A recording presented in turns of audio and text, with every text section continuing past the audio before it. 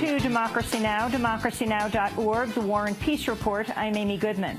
The Jordanian government has agreed to release a female prisoner in exchange for the freeing of an Air Force pilot captured by militants in Syria a month ago.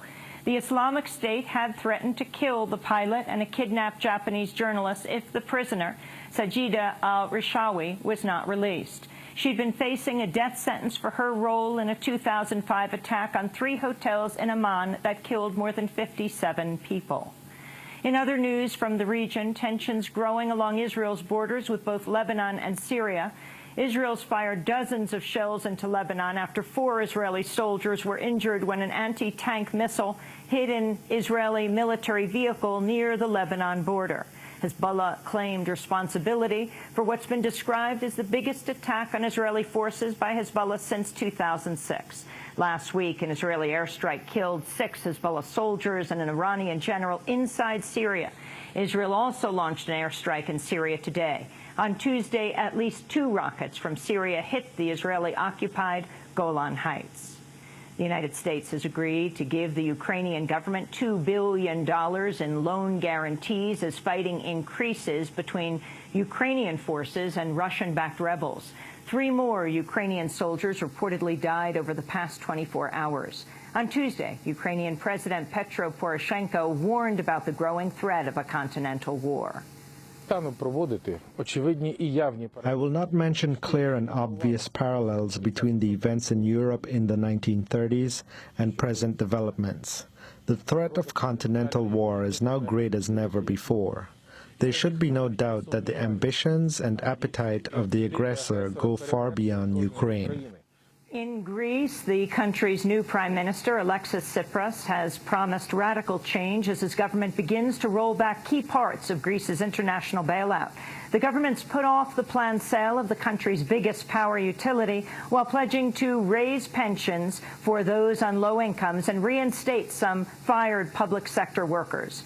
On Tuesday, the new Greek government was sworn in. George Katrougalos is the new Deputy Minister of Public Administration. It is the reforms, but it's the reforms that the country needs, not the reforms that are dictated from outside its borders. We must restart the economy. We must revigorate democracy. It is a big challenge, but I think we are fit to it.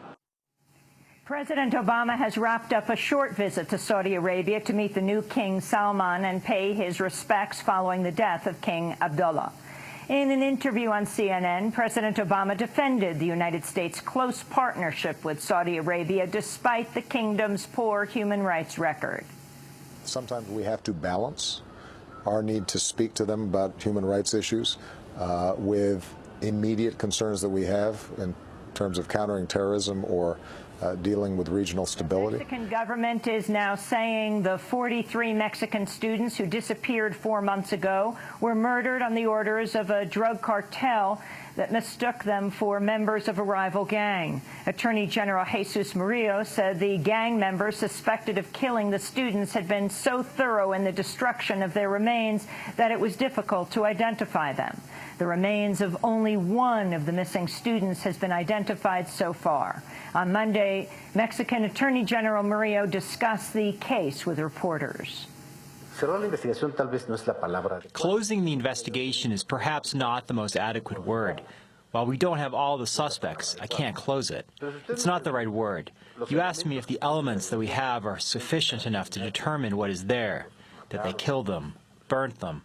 I would say yes, much more than in any other case. Mexico's account contradicts published reports that directly tie governmental officials to the disappearances of the students. According to the Mexican magazine Proceso, federal police played a role in the attack, and federal authorities likely tortured key witnesses. On Capitol Hill, the confirmation hearing of Attorney General nominee Loretta Lynch begins today to replace outgoing Attorney General Eric Holder. Lynch is currently the U.S. Attorney for the Eastern District of New York. The state of Georgia executed an intellectually disabled prisoner last night, ending a 4-year legal battle. Warren Hill was determined to be mentally retarded by several doctors, but Georgia officials disputed their finding. In 2002, the Supreme Court banned executing mentally retarded people, but gave states some discretion in deciding who qualified for protection. More information has come to light about the small drone that crashed on the grounds of the White House Monday. The recreational drone was operated by an employee of the National Geospatial-Intelligence Agency. According to the agency, the employee was off-duty and not involved in work related to drones or unmanned aerial vehicles in any capacity. In Florida, domestic abuse survivor Marissa Alexander has returned home after 3 years in prison. She was jailed after firing a warning shot into a wall near her abusive husband. Alexander, who's African-American, was originally sentenced to 20 years in prison.